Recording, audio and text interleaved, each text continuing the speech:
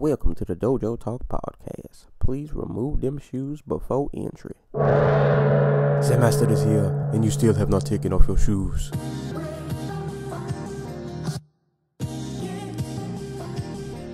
Yeah.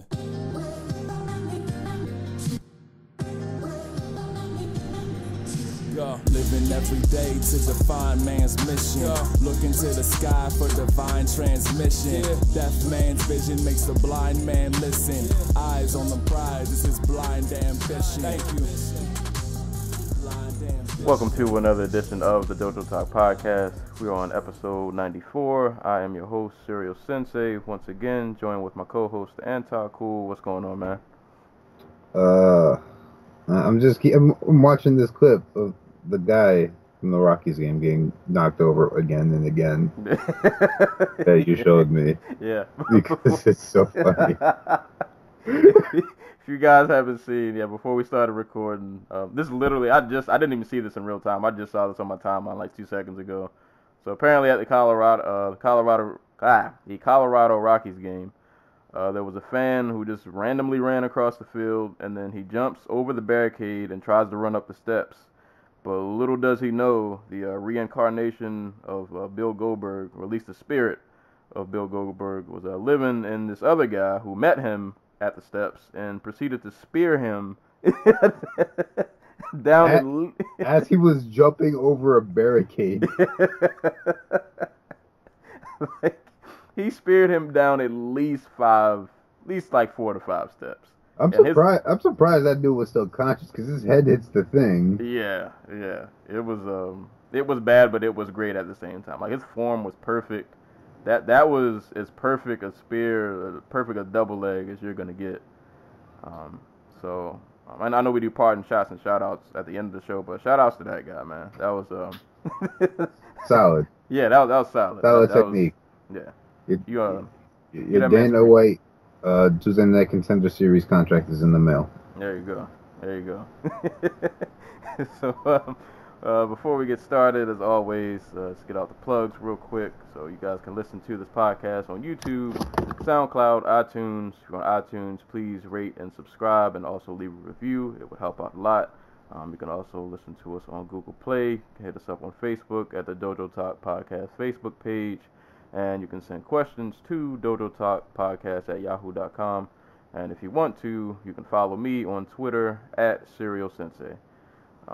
You can also, if you go outside and you listen very carefully, you can hear us in the wind. Whispering for reviews. Exactly. There you go. So, just every now and again when you hear, you're in the parking lot and you thought you heard something, you did. It was your subconscious. There you go. Telling you to do the right thing. Indeed. Subliminal messaging. You guys remember what we used to tell you, man. If we didn't do this, we'd be selling crack. And I can make a lot of money selling crack, man. Yeah. You don't want us to start doing that. It's not. Yeah, you don't want me making money. Yeah. I'd be hella reckless with it. Oh, man. Yeah, you don't want us out in the streets, so. I can't wait till the day where we get Futurama subliminal advertising. just Apple is beaming iPhone 100 into your brain while you're in your dreams. Oh man, Apple is a cult. I'm starting to realize, and I don't want to admit it, I think Amazon is a cult too.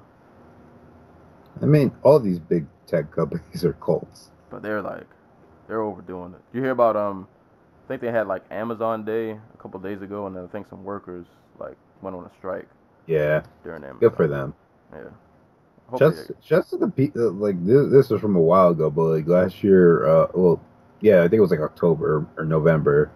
The GM people, workers in South Korea, literally just broke into the freaking boss's office the day after they promised to cut. They were either laying people off or cutting salaries, so they just broke into his office and ruined it. Just trashed the place. It was amazing. Yeah. So shouts to them. Yeah, fight the power, man. you got to stick it to the man every now and again. I won't speak on my place of employment, but we had a little situation last week. So I can't throw that out there. I can't have you guys knowing where I work. But, stick it to the man when you can. They deserve it. They have money. They can afford it. They do. They have more than us. So, but top cities for the week. Coming in at number 1, the UK. We got London at number 1. Number 2, we have Brea, California. Number 3, we have Los Angeles, California. Number 4, Alexandria, Virginia. And number 5, we have Clifton, New Jersey. And other places. Oh, I just lost the page. Look at that page. You account for Clifton? I know people in Clifton. And then we got Charlestown, Indiana, and also Danville, California. Oh, and then Cricklewood, United Kingdom, and Surbiton, United Kingdom, if I'm pronouncing those right. Where did all our international viewers go? I don't know. Egypt. What happened, man? Is this because Ngannou lost? I'm scrolling all the way down the list. All right, we had couple people from India. So, all right. Hyderabad, India. We've got Clifton Hill, Australia. Jakarta, Indonesia. Metz, France. Shout out to France in the World Cup finals going on today. Got $10 on that game, so Viva la France for my $10. Jeddah, Saudi Arabia, and Yaoundé, Cameroon.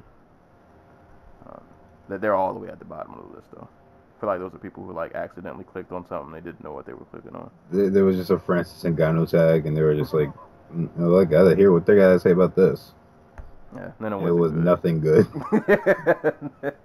And then they proceeded to leave. But, it's all good. So, appreciate you guys for listening. Shout outs to all the listeners. And the Tumblr faithful. You guys are awesome. You guys always repost stuff. So, definitely appreciate it. So, yeah. I'm going to let you handle most of the news because I didn't write down any of the major fights. I have all of the minuscule fights that probably anybody who's not a hardcore fan will not care about at all. So I'll let you take the news, and then I'll just jump in at the end with my little minuscule fights that nobody else cares about but me. Well, welcome to the Dojotalkpodcast, where we talk about every fight on every because who else will give you a faithful retelling of, Whitmire versus, I don't even remember who she fought. Moyle. Oh, God. Okay, first up, fight announcements. At UFC Sao Paulo, we have Elizeu Zaleski dos Santos fighting Bilal Muhammad. At UFC Lincoln, we have Mickey Gall fighting George Sullivan. And, of course, friend of the DTP, Jose Shorty Torres, will be facing Alex Perez at UFC 227. Hey. And we finally have our first semifinal set. Well, is there a first? Do we have one for Fedor versus Sonnen? Is that a semifinal? Yeah, that's the other one. This one's Matt Mitrione versus Ryan Bader, which will be set for a Bellator show on October 12th. That's a couple weeks after their big debut on DAZN. Or DAZN. I do not remember. I don't know if this is going to be one of those shows. So, but that's all I announcements. All right. So, other fights that I have, whether or not people care about them, or fights and just headlines in general. Norman Park signed an exclusive deal with Bellator. Also have Joanne Calderwood versus Kalindra Faria at UFC Fight Night Omaha. Alan Jouban is out of his fight with Danny Roberts due to a neck injury. The last I saw, I don't think there was a replacement. There might have been, but I'm not sure. So as of now, he's just out of the fight, so I'm not sure what's going on with that. But Karate Combat, my favorite thing in the world, is coming back on July 28th. I think they said it's going to be in Athens. Athens, Georgia? No, I'm assuming Greece. I'm just gonna assume Greece. I want them so badly to just say Athens, and it's Athens, Georgia. I saw Athens. I was like, I can't be Georgia, but that would be crazy. Oh man, oh they should do that. You could have so much fun with that. They You just have go to all the big cities in like the big historical like cities, and then they're just all like American cities, like Bethlehem, Pennsylvania, Harris, Texas. Oh man, I didn't see who was on that card, but the main event, from what I read, some pretty notable people in the karate community. So that'll be a thing. I'm really looking forward to that. I really like what they're doing over there. It's different, but it's fun. Um, Speaking really quick on fighting in famous historical cities, Bellator. oh Uh, yeah, so we'll talk a little bit about the card later. The Rome card, the debut in Rome, but the athletic commissioner for Rome, and not Rome. I don't know, Indiana, if that's a thing. Rome, Italy, wants to hold a Bellator card in the Colosseum. Like the actual Colosseum where people were like getting eaten alive by lions and killing each other for what translates to billions of dollars by today's standards. yeah. Also where Maximus killed Commodus. If anybody watched that movie. Oh God. You know what my fear is? They're gonna get the Coliseum, and they're gonna make it like this epic event, and they're gonna waste it with a headline like Gracie Shamrock 9. You know what they'll do? It's gonna be an Italian led event. Like you're gonna have Giorgio Petrosian on the card. You're gonna have Alessio Sakara on the card. They might have him fight for a title. But from what I understand, Coker said they would do it for charity, and it would be like a 600, because the Coliseum is not in the best of shape. It would be like a 500 to 600 invite only type deal. So they would probably have to load the card with like Italians to get all the like Italian politicians and money movers and shakers to come out. So maybe they'll get like one of the Venator guys. We'll see. But either way, that's a pretty different look. Again, we'll get to this card later, but the card they had last night was in the the fascist building, the fascist stadium. I say that because it was designed by a fascist. The Il Centrale Live, my bad, in Rome. And I don't know if you saw the setup for it, but it was gorgeous. Yeah, I have to watch it. I didn't get a chance to see much of that card.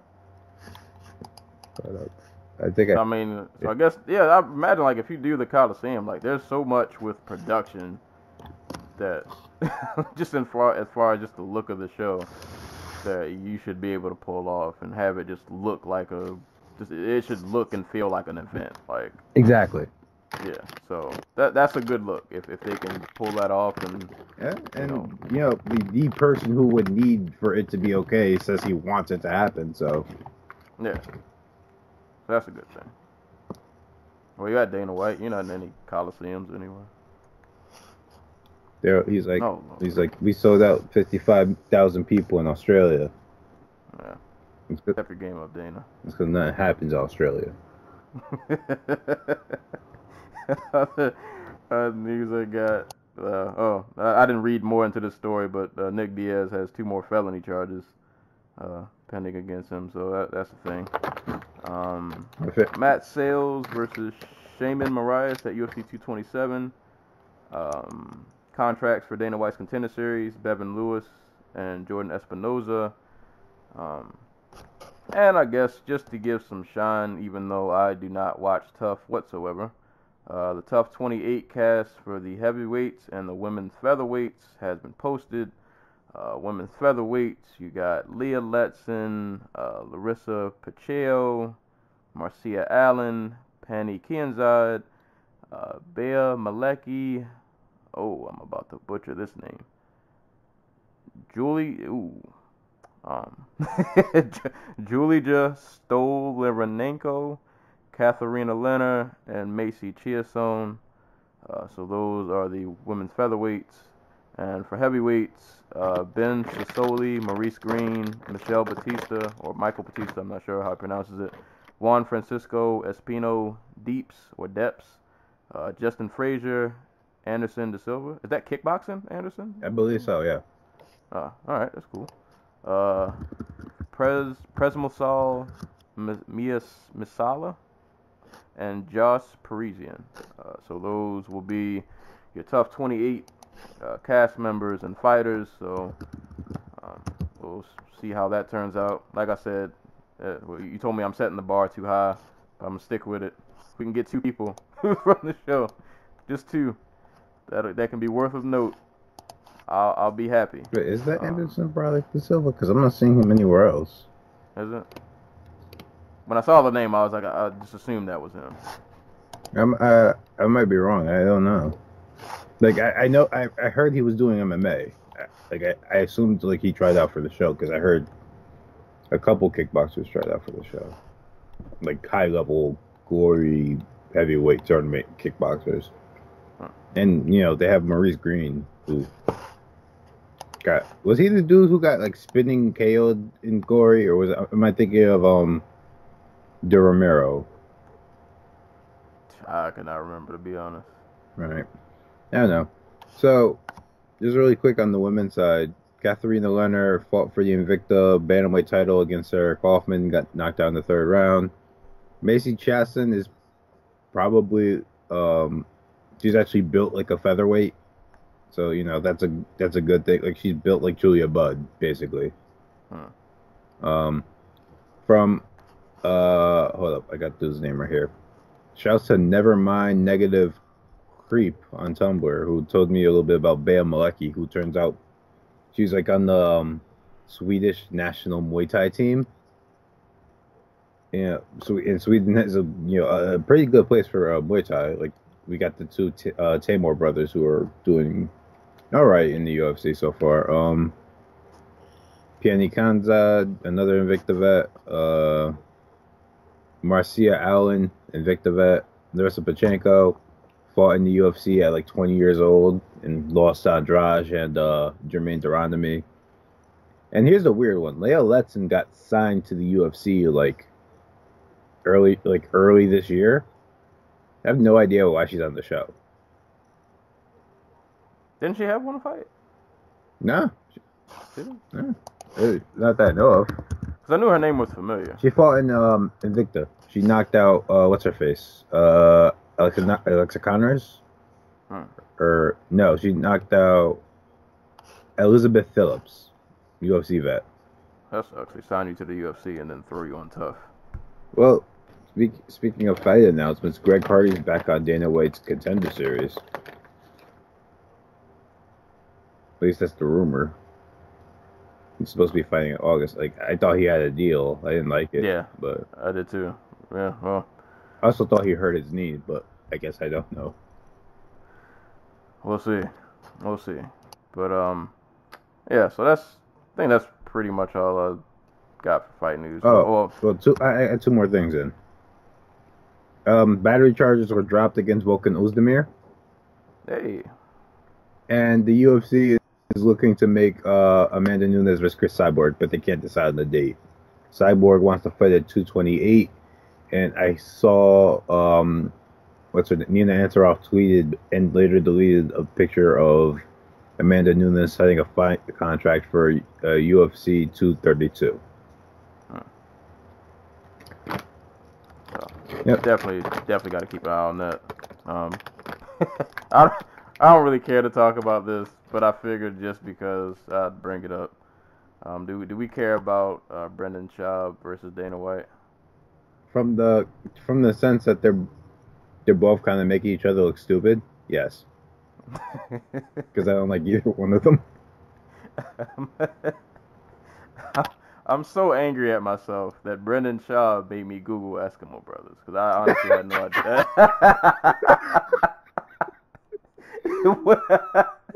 I'll put myself out there, man. I had no idea what that meant.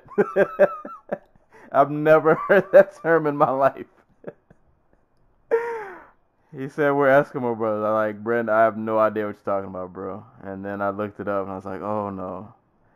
Oh boy. This is No, I feel dumb I feel like I got dragged into this. I just should have left it alone. I shouldn't have clicked on it. You really should have. Oh man. Shout out to this on you.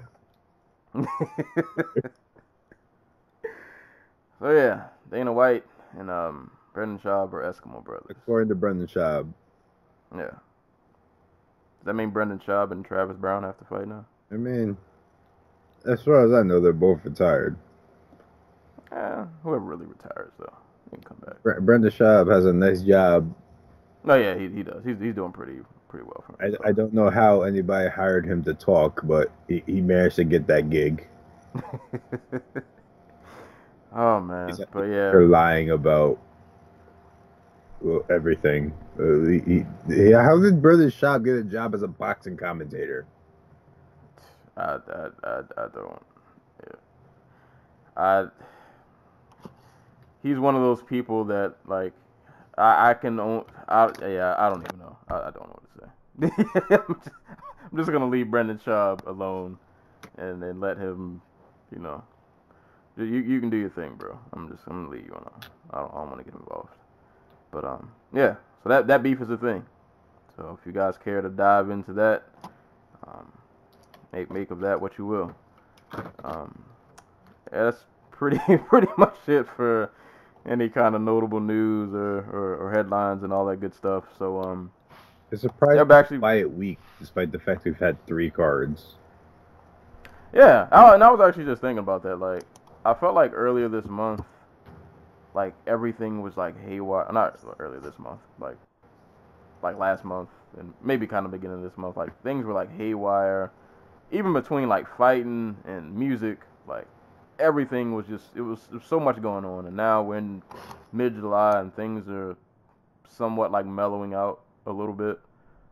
You know, which could be a good thing. You know, I think we've had enough dosage of wildness going on this year. So it's summertime, man.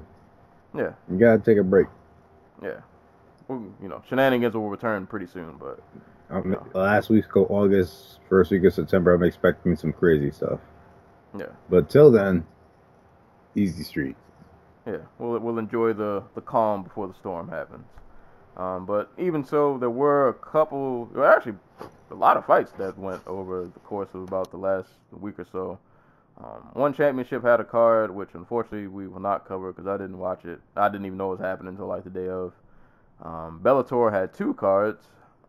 So I guess we'll Bellator 202, I can give a little bit of input from some of the fights I saw. Bellator 203, I can't really comment on because I only saw one fight. But I guess we can start with Bellator 202. Which was headlined by Julia Budd and Talita Nogueira. Did you get a chance to catch this? Uh-oh, may have lost my co-host. I was literally watching it as we were going on air. Oh. All right. I mean, what do I say for this Budd fight? The first round had me worried. I thought we were about to be in for a very not so eventful 5-rounder. From what I remember, not a ton really went on in that first round.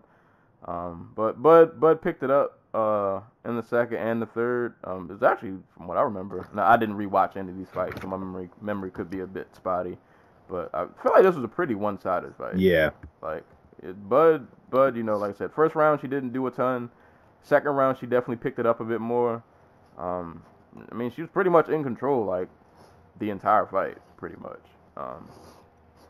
Was able to get off some good strikes, able to, you know, take it to the ground. I think she ended it with a ground and pound TKO. Yeah, she gave Nogueira pretty mean. I think it was a right that dropped her, and then just ended with ground and pound.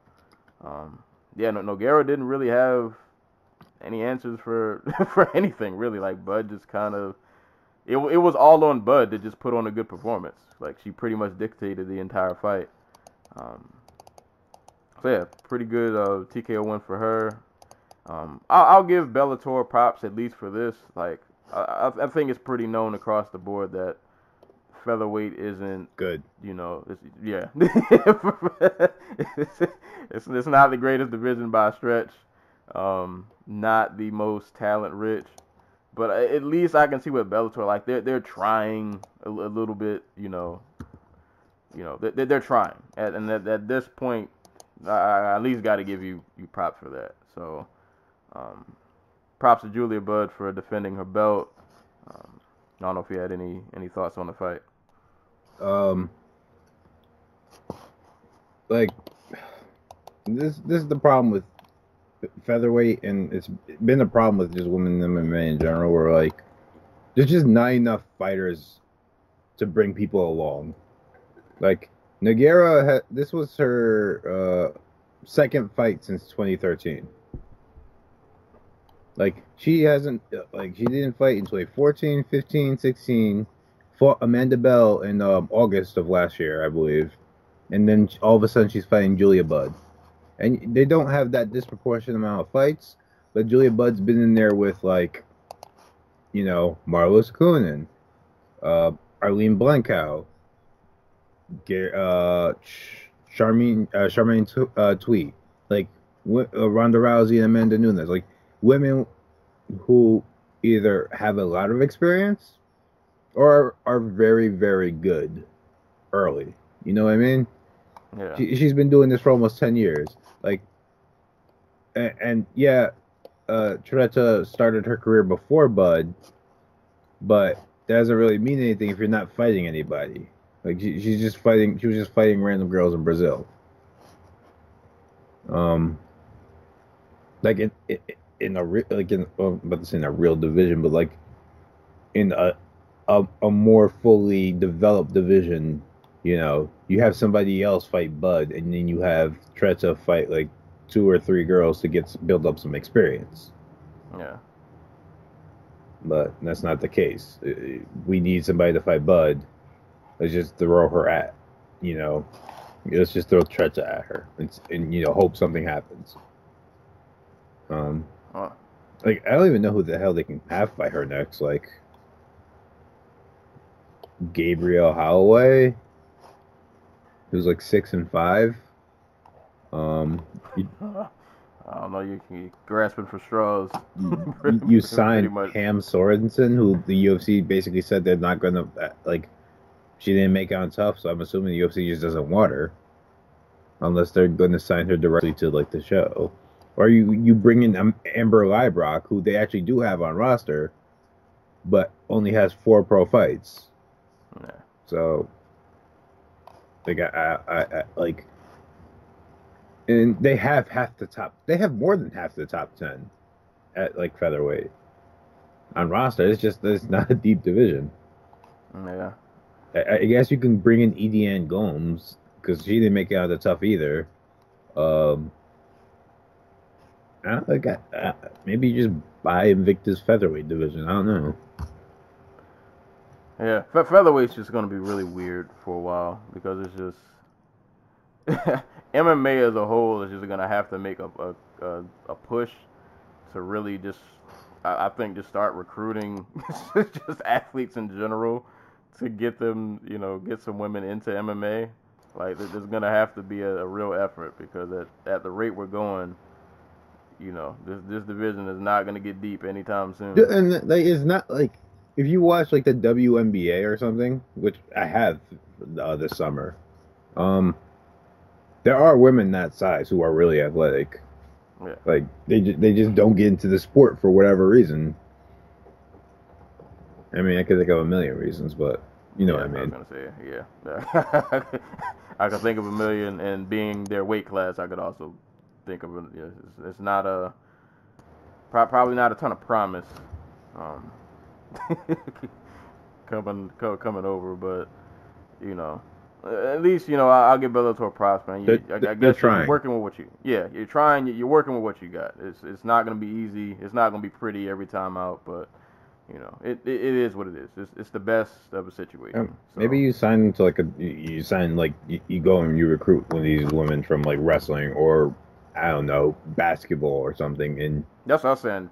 Catch some of these women like coming out of college, like some of the ones who maybe don't make the league or, you know. the overseas money isn't right. Yeah. You give them Right. you pay them literally a salary, $50,000 a year, plus your fight check, which could be like 2-2, 4-4, whatever. And you're like, just try this for like 2 years or a Right. year. If you don't like it, go back and try the basketball thing again. All right. Gotta do something because at this point,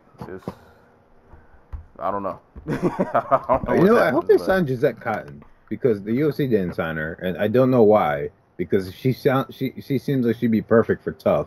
Because if you want drama, like she is not a shy woman. Point like being my point, like she is very confrontational. Huh. So go sign Gisette Cotton and have her fight Julia Budd. There you go. I'm giving you guys free game, Bellator, Mr. Coker and company. Martina Czech, Zara Ferran dos Santos. Like there are women out there to sign at featherweight. I'm just not sure they would sign to Bellator before they sign the UFC. Then again, we also have to see like who stays off the show. Like I'm sure UFC has already pre-picked their favorites. Like, okay, if X girl makes it to this round, we'll put in UFC. Yeah. But because at this point they know that everybody needs bodies, so I feel like it's kind of a scramble. Like you kind of just need to take what you can get for now and just try to build on it, or just throw it card after card and hope something sticks. Yeah, but we'll see. Either way, congrats to Julia Budd retaining the belt. The co-main event of Bellator 202, Michael Mayday McDonald versus Eduardo Dantas. I was really hyped for this fight. I expected fireworks.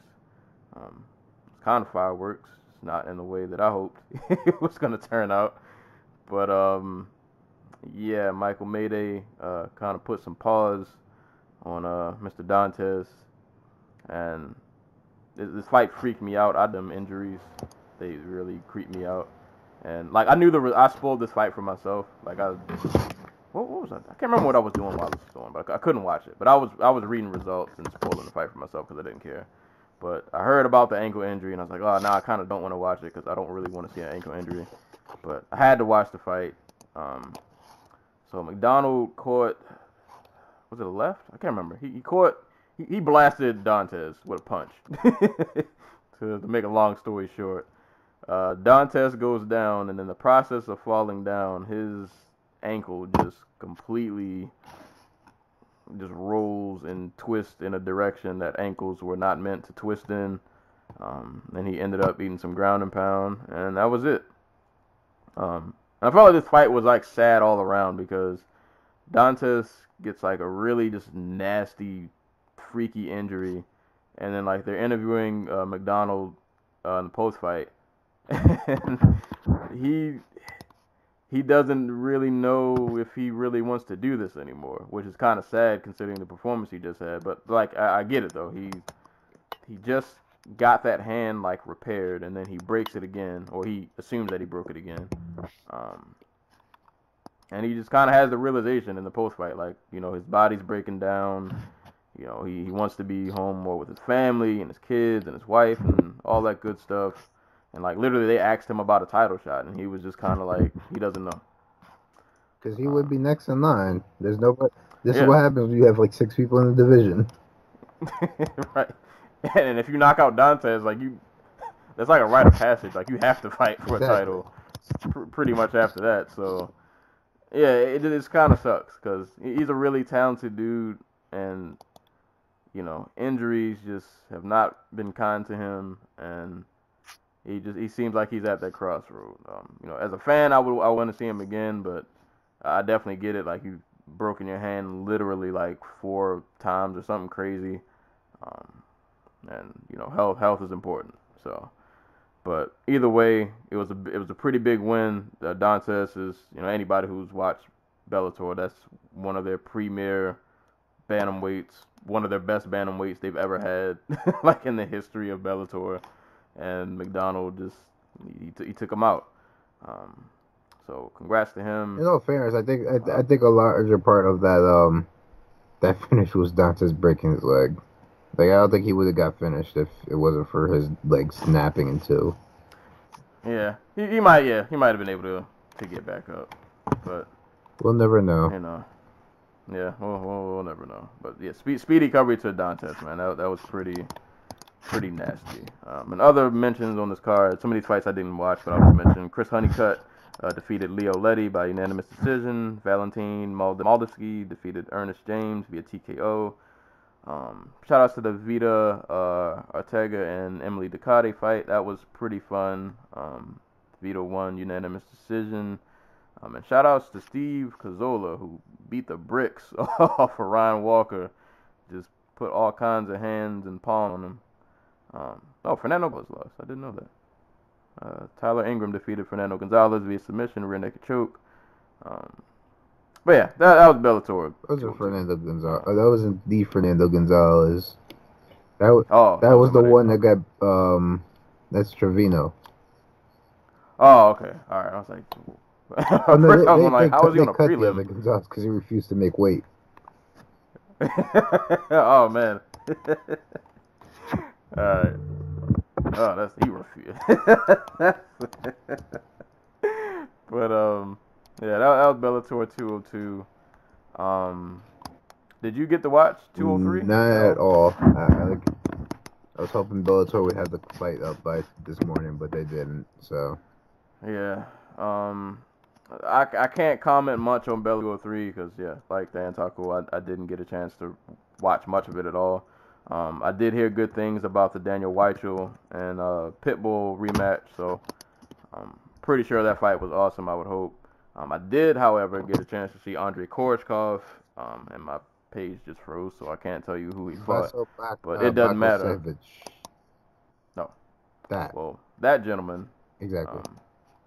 He got a spinning back kicked. To the cage and everything. Yeah. It was kind of crazy because I almost feel like he saw it coming because it looked like he was trying to, like, jump back. Like, yeah. It was like mid-spin, he realized, like, oh, snap, he's about to catch me. And he tried to, like, jump. he tried to, like, just jump back and get out the way. But Koreshkov is just so lanky and just long. Like, I think the jump back might have made it worse. Because, like, the kick just, it still catches him flush, pushes him back into the cage, and he just kind of crumbles. And that was pretty much all she wrote. And he ate some ground and pound, and that was it. But I'm glad to see Koreshkov back in the win column. That dude he's legit, man. That dude is a legit welterweight. It looks like this card ended pretty fast because every fight except for the main event was a finish. Alessio Sakara won by TKO over Jamie Sloan. Ahmed Ofsky KO'd Will Fury. Maxim Radu TKO'd Simon La Preziosa. Probably said that wrong. And Michelle Martignani. Oh, a 6-second head kick KO over Simone Diana. So I want to watch that because I don't end it in 6 seconds. There's your headliner for Bellator Coliseum. There you go. So that was Bellator 203. And real quick of mention, Manny Pacquiao won his fight. Neither one of us watched it. Who was the guy he fought again? There you go. He uppercutted Lucas Matisse. That's all I saw. I just saw the highlight. I think he won by TKO. Can't remember what round. I heard he looked pretty good, but I didn't watch because nobody's watching ESPN Plus. I mean, fans of what is it, like American rugby? Like I don't even think the rugby they had on there was like Australia and New Zealand rugby. I think it was like American rugby. Trash. But yeah, so that was the thing. So yeah, that's pretty much all of the other fights that happened outside of the UFC over about last week or so that we will mention. So we'll just get right into it.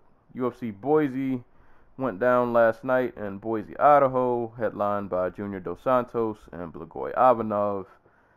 So we'll just run this from the top. I actually did not rewatch this fight because it was 5 rounds and I didn't care to rewatch it.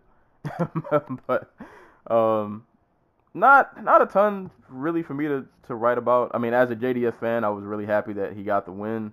I was very happy that he didn't put his back against the cage that many times. I think he got caught maybe like twice, but he circled back out, which I was really happy to see. But yeah, like it was just kind of JDS, just kind of boxing him up, just kind of just sticking and moving, working the jab. I'll give Blagoy props. He has a pretty good chin. He hit a couple of heavy shots that I thought would have like wobbled him or at least got him to fall, but he took him in stride. He was definitely, you could tell he was getting gassed towards the latter half of the fight, but dude, he toughed it out. His corner, I thought, gave him some good advice, which he tried to do, but he did it in spurts, but wasn't able to really carry it out over the length of the fight. Like they wanted him to not play so much at distance because JDS was just kind of having his way, because told him just kind of make it dirty, get in his face a little bit more, push him against the cage, and he had small moments where he was able to do that. He caught JDS with a couple of pretty good, decent shots, but they were kind of few far in between, just not really enough output. He spent a lot of the fight just kind of playing the outside, and JDS just kind of owned him there, and was pretty much the majority of the fight. So yeah, not really a ton to write about, but like I said, as a JDS fan, I was happy that he did get the win. He's moving around pretty good. Like I said, working the jab. I really like his use of kicks now that he integrates that more into his game. Because he is it's a big dude. So I'd imagine those kicks do not feel too great. So I like that he was throwing those a bit more than we've seen him throw before. Didn't get a finish, but he got a solid win. He's back in the win column. And like I said, he didn't back his fence up against the cage and make me scream. So as a Sagano fan, I'm happy with what I saw. Not the most exciting fight, but he went out there, he got the job done. Like, more than telling me like that he's back or ready to face the top of the division, it's more like, okay, he hasn't lost anything. Because this fight actually reminds me a lot of the Ben Rothwell fight, where like he looked like he was moving and like he stayed off the fence for most of it. Like he was, aggressive, worked the body jab, like all that good stuff. He got caught a couple of times when like Blagoy finally saved up enough energy to like throw punches back. But for the most part, it was all him. He did what he had to do to go out there and get a win. I do have question marks because like JDS his trademark for years was his ability just to knock out anybody and possibly be the strongest puncher on the planet. And that seems like it's gone for the most part. Like he still hits hard. He's a 240-pound man. Like he's not gonna develop feather fists or whatever. But yeah, no, like my big takeaway from this was more, I guess, to do with like Ivanov, because I don't know. Like I'm trying to remember like now, and maybe you could help me. Like, do you remember any type of like meta game behind like what he was doing when he was the World Series of like fighting champion? Nah, he was just a tough heavyweight. Yeah, but there wasn't like oh, okay, I'm gonna march you down, or I'm gonna pick my shots from the outside, or I'm gonna throw a casing punch and try to wrap my hand around you and go for the takedown. Like a lot of this just seems like, okay, I'm gonna just go in here, see what he has, and then eventually I'll find a home for like the right hand or the hook, and it'll be all of a sudden it'll be my fight. But the thing is, even though it hits hard, he's not one like he's.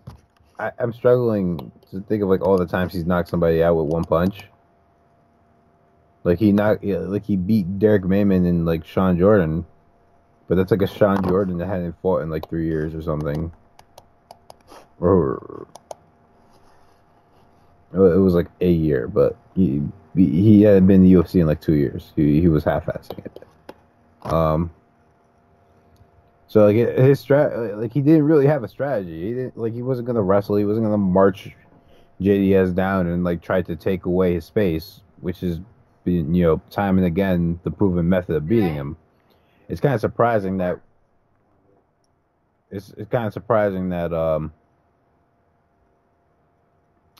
that like he was working with AKA for this fight, right?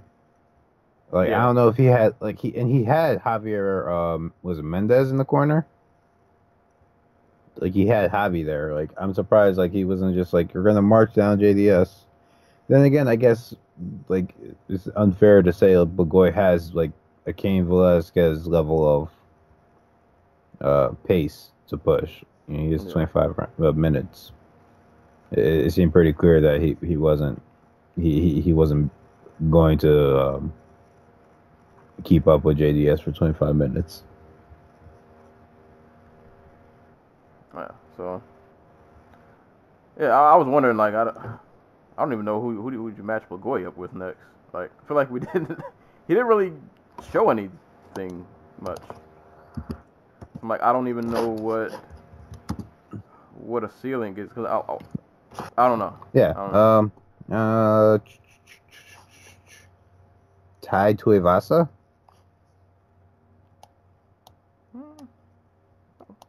Marcin Tybura. Like I guess it depends. Does the UFC see something in Burgoy, or will they just use him to get somebody else over? Like I think Justin Willis would be an interesting fight for him. And Justin Willis is an interesting fight for him. You know what I mean. Yeah. No. I think that would be a good test. Yeah, test indicator as to where he really kind of stands. Willis is ranked number 15. But yeah. So yeah, I want to see Burgoy back just to assess more, just to be able to see something more because he didn't really do a ton in this fight. But as he did JDS, get tired. Another. Yeah, he did. he definitely did get tired.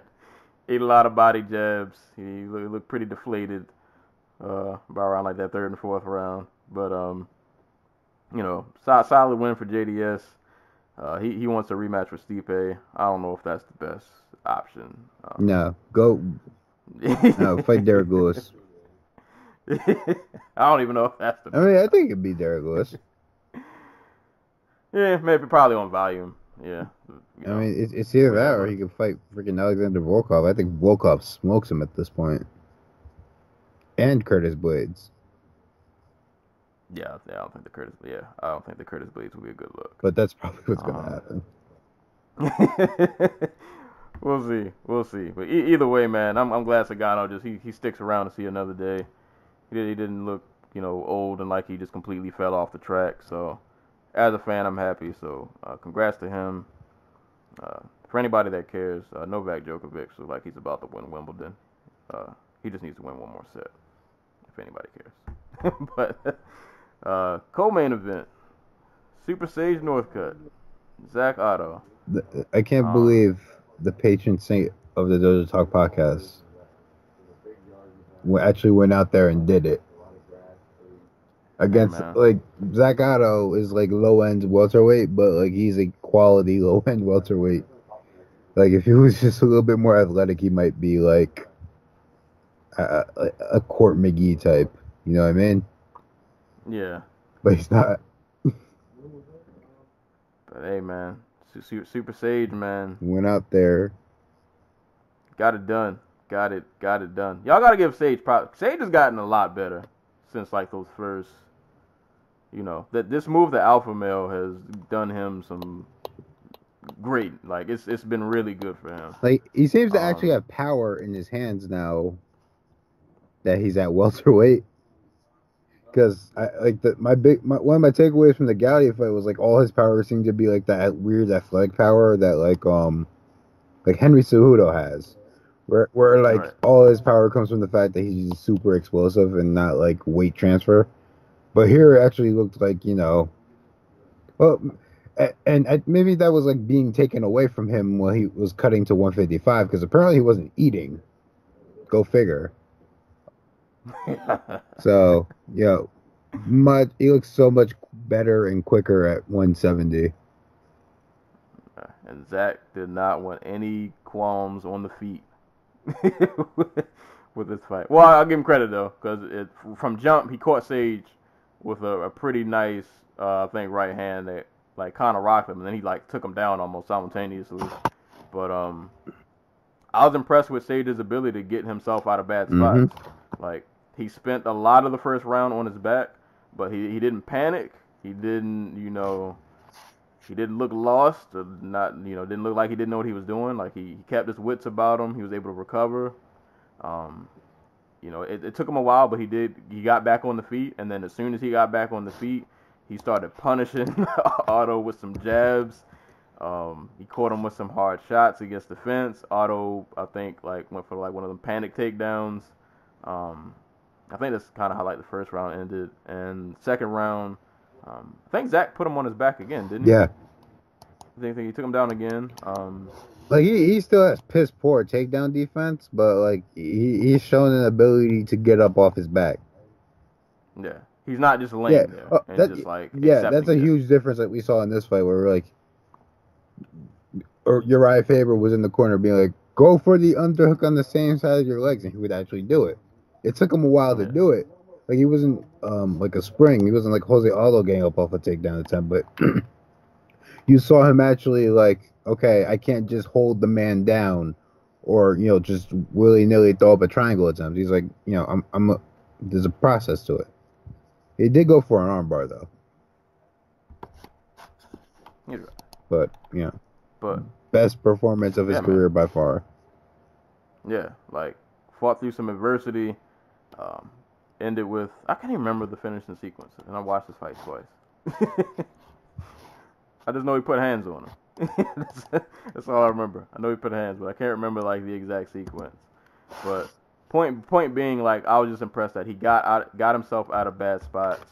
And when he was on the feet, he was pretty aggressive with his attack, and he went out for the kill, man. And he took Otto out.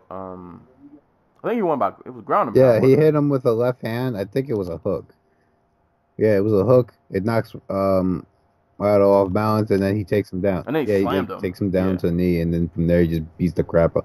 Oh, favorite thing about the fight, so Otto goes 2-on-1 on his right wrist as he's on the ground on the knee, and Sage is bent over, pushing his head down. So what Sage does is he takes his leg or his foot, and he just stomps on Otto's arm to break the grip, and then he proceeds to pound him with that hand. And I'm like, that's the stuff you want to see from like a young dude. Hey man, super Sage out here, man. Y'all better respect the greatness that is Sage Northcutt. He's out here. He's on the rise. He is. He's out here, and he's legit. I don't mean it should just be fan service, but no, he's legitimately getting better. Right. This is not the same guy we saw versus Mickey Gall and. To be fair, if Sage Northcutt was if Sage Northcutt didn't look like a Ken doll, he probably would be getting to the UFC right about now.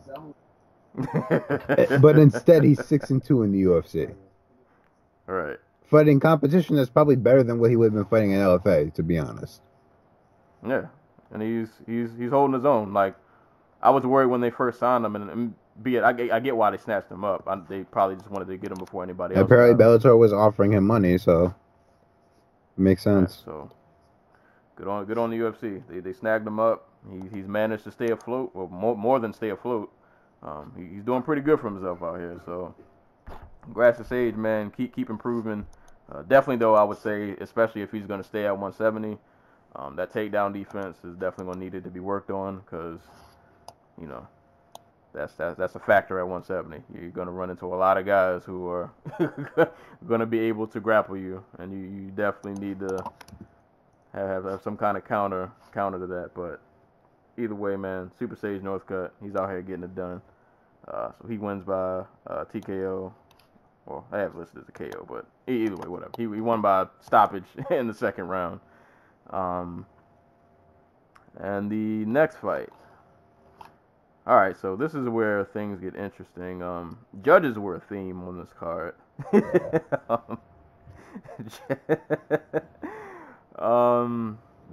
So yeah, the judges were a theme on a couple of these fights. There was some questionable decisions. I don't know what's going on with Boise. I don't know if the potatoes got poisoned out there, but Rick Glenn and Dennis Bermudez had a decent little 3-round scrap. Rick Glenn and all of his awkward glory, between his mustache and his very awkward hand and head bob. I don't know what to call it. He just moves really awkwardly. It's really strange to watch. But it was a pretty decent fight. I will say for Glenn though, I was pretty. His stand up has never been great. He was a bit faster than I feel like I've seen him before. At least for Rick Glenn standards, he was faster. I think he looked a bit cleaner than I've seen him before. But once again, to Rick Glenn standards, like he landed that straight left down the pipe. He landed a good number of times. That seemed to be working pretty well for him. Bermudez seemed to be working the takedown, which he got numerous times.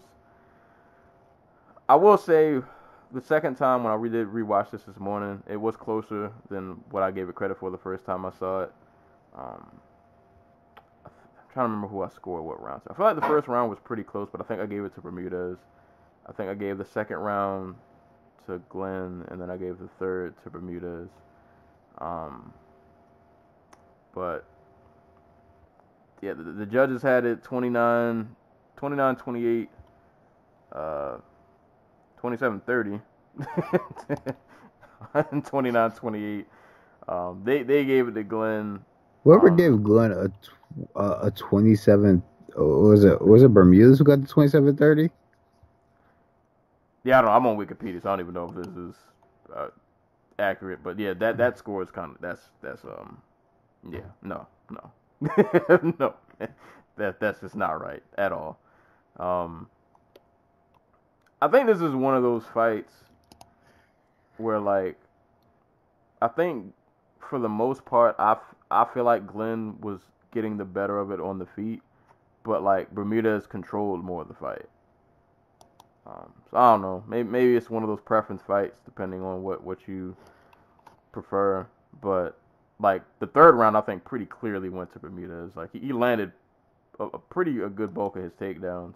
Albeit, I guess you could argue he didn't do a ton with all of them, but Glenn wasn't able really to do anything off his back either. So you know that whole thing. But either way, I didn't agree with the decision, but it is what it is. Rick Glenn got he won via split decision over Bermudez. I will say though, even though, regardless of him, if you thought he won or lost or not, I thought Rick Glenn so far in the UFC has done better than I thought he would. Like he's looked better than I thought he would. So I'll at least give him props for that. Yeah, I don't really have much else to say on that fight. I don't remember this fight, and I watched it like 2 hours ago. Like I remember like thinking Bermudez won the third, but I don't remember the first second to save my life. Yeah, it was a lot of Rick Glenn awkwardly striking but landing, and Bermudez going for takedowns and getting them, having good positioning. I mean, he landed some good shots of his own, but yeah, it wasn't. It was like a decent fight, but not a ton of substance, to be honest. Really from either guy. Not like a ton to write home about. But like I said, either way, Rick Glenn got another win, so he's done pretty decent in his UFC career thus far. So shout outs to Rick Glenn. This next fight though, Nico Price and Randy Brown. I don't remember. There's so many of these fights that were kind of like this card was really weird to watch. Like during the Fight Pass prelims, I had just got home from work a couple hours before, so I was really fading in and out. I was like, at one point I just took a nap and missed like an entire fight. And some of these fights like I watched and rewatched, and a lot of the fights were just kind of blurs because other than the finish, there wasn't anything crazy to note. But Nico Price and Randy Brown, I feel like I remember Nico Price going for like a lot of takedowns. At one point, Randy took his back on the ground, and then Nico reversed it, and he ended up on top. But really, all that's of note, and that all you need to know about is the finish, because the finish to this fight was crazy. They were on the ground. I think Nico was he rolling for like a knee bar or something? So that's what it looked like. He was trying to like escape via knee bar, but I guess like his one leg he just decided, you know what, I'm gonna just because he basically cups Brown's head with his foot and proceeds to hammer the shit out of it. Like, Nico Price is not very technical, or I should say, like his striking game and his like grappling game are trying to catch up with one another. But dude hits like a brick house. Yeah, the Donkey Kong hammer fists were in full effect. I don't think I've ever seen a KO like this. Like you said, he literally he used his left foot. Keep in mind, while he's on the bottom, to basically like hold up Randy Brown's chin in the air to like have a clear shot at just punching it, and then he just unloads just like Donkey Kong hammer fist on Randy Brown's chin until he goes to sleep.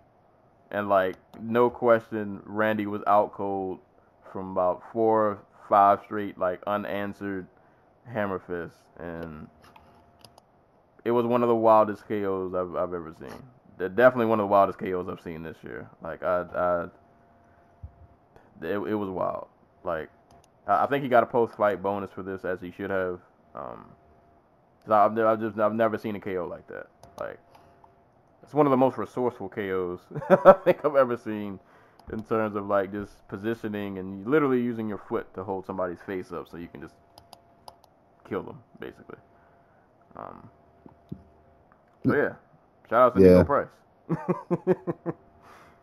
I feel like we've mentioned him before. Like he's just one of those welterweights that like might not be a top guy, but he's floating in like that middle area, and you know he's still somebody dangerous, somebody you can't just overlook him, because things like this might happen to you. No, Price is still developing. He's only been fighting for like since like what, 2013, 2014. Like not super long. Oh, 2012. Okay, but he didn't start in earnest until like 2014 because he had one fight, then went away for 2 years. Like he's only 28 years old. He still has a few years left of getting really good. And stuff like this helps. Dude, he hasn't been to decision yet in the UFC. Yeah. I wonder if he ever drilled that in the gym. Like, let me practice holding your face up with my foot while I just hammer away until you just die. But yeah, shout out to Nico Price, man. One of the more creative KOs I think you'll see this year. This next fight, oh, I was happy. This next fight put a smile on my face. Chad Money Mendez is back, facing Miles Jury. Not a ton of substance really happened until the KOs. It was like one of them feeling out fights where not really much of a ton was going on until Chad Money Mendez ducks under, launches a left hand, sends Jury tumbling down, gives him some ground and pound, and that is all she wrote after 2 minutes and 52 seconds. I know we didn't get to see much, but I guess I'll just say just kind of like by looking at Mendez, just looking at like body language and movement, and obviously the KO. Doesn't look like he's really lost much of his step. No, he might be like a little like I don't know, like slower when it comes to like hand speed, but no, dude still has like a fucking Mack truck. Mm-hmm. So, you know, I think the 2 years, I think maybe 2 years is excessive, but like I think it was good for him overall because like when he got knocked out by McGregor and Edgar within like a 6-month span. And knowing him, he probably would have got right back in there.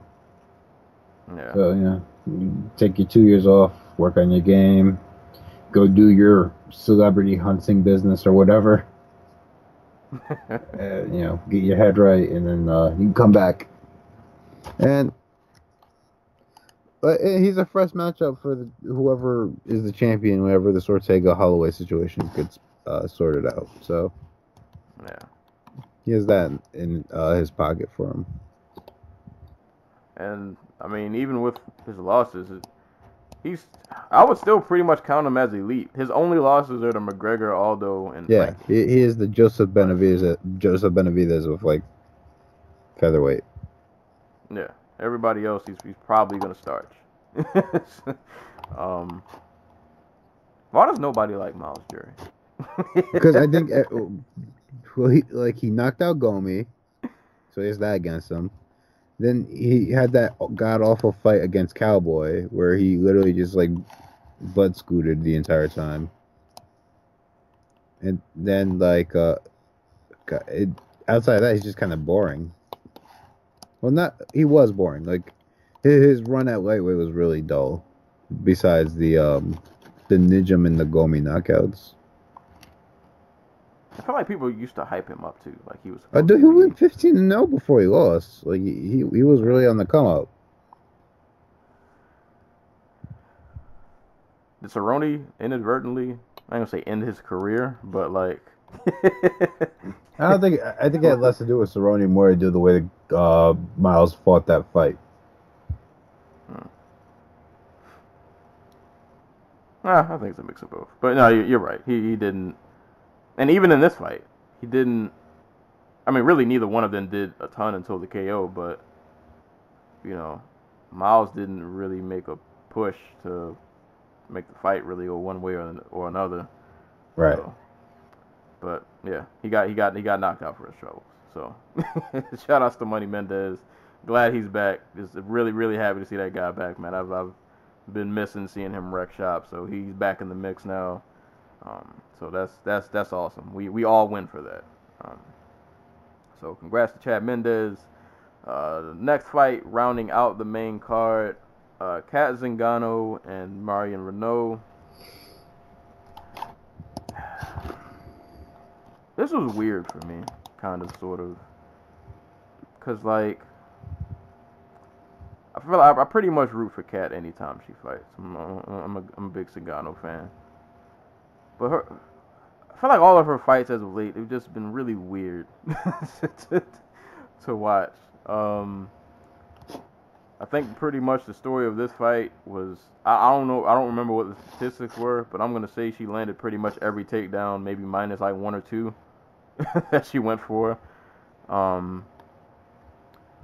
Basically. Zingano, yeah.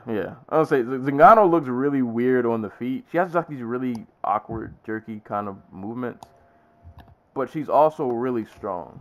And because like you could tell by like the leg kick she was throwing, man. Renault did not like those leg kicks when she did throw them. But yeah, it was pretty much all the takedowns. And I mean, props to Renault though. She, in the moment she was able to keep it on the feet. She had good moments where she would clinch Zingano up against the fence. I think she dropped her in the second. Was it second? I can't remember second or first. She dropped her, like wobbled her for a few, but she could never really capitalize or keep full steam ahead because Zingano would just get a takedown. And Renault just didn't really have much of an answer for it. She kept going back to the clinch, which I thought was weird. Well, not weird, but like poorly thought out. Yeah, I don't know. I don't know what the game plan really was. Like I said, I mean, she did decent on the feet. Like I said, she wobbled her that one time. But yeah, like you said, she would work the clinch, but I'm not really sure where she was trying to go from I think there. she was just trying to get on top. Yeah. Which makes sense. She's like a jiu-jitsu person. Like she was. Well, what would they say? IBJJF purple belt champion. Purple belt. Yeah. So yeah, I guess she tried that, but it just. I think for what Zingano might lack in like finesse, she just seems like really strong. Yeah. She's kind of strong and she's tough as shit. Like that's how she wins fights. Yeah. And she doesn't go away easily. So she kind of bullied her way into takedowns. Like I said, when she threw those leg kicks, man, Renault did not like those leg kicks at all. I mean, you look at the way Zingano's built. Like she's a pretty solid bantamweight. Like pretty solid bantamweight. But I'm happy to see her get in the win column. Like if you just like follow her career, like in terms of like personal life, she's just been through a lot in like these last, I don't even know how long. Her entire UFC career, basically. Yeah, has not been the easiest of roads to travel. So good on her just getting back in the win column. It's been 4 years. God. Really, it's been that long. Who's the last Amanda one? Nunes. Oh man, I did not realize. And that she had a year and a half off before that because of the injury to her leg from Tough. It's crazy. I think people forget she has the wins over Amanda and Miesha Tate and Raquel Pennington. Yeah, she's got some bodies on her record. I like just look at her recent fights. Like I think it's pretty clear she's getting old though.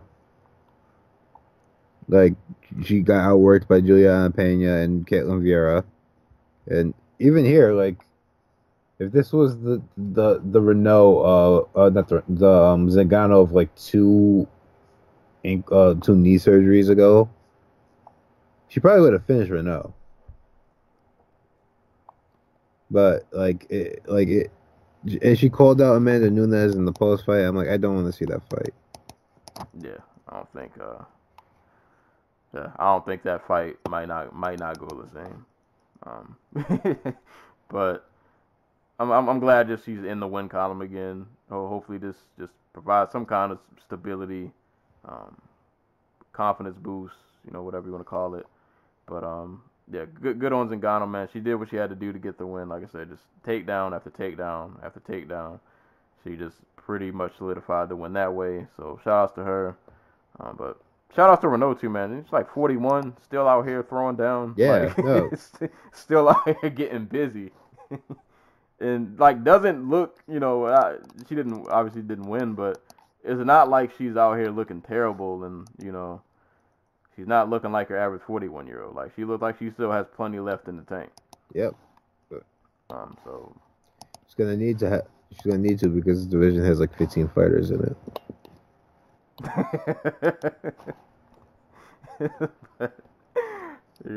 So shout out to both fighters, but congrats to Zingano, man, for getting the W. So that was the main card. Going on to the prelims, and this is where memory is gonna glitch in and out for some of these fights. But the headliner prelim was Alejandro Perez and Eddie Wanlin. Another case where judging was a bit questionable. All three had it 29-28.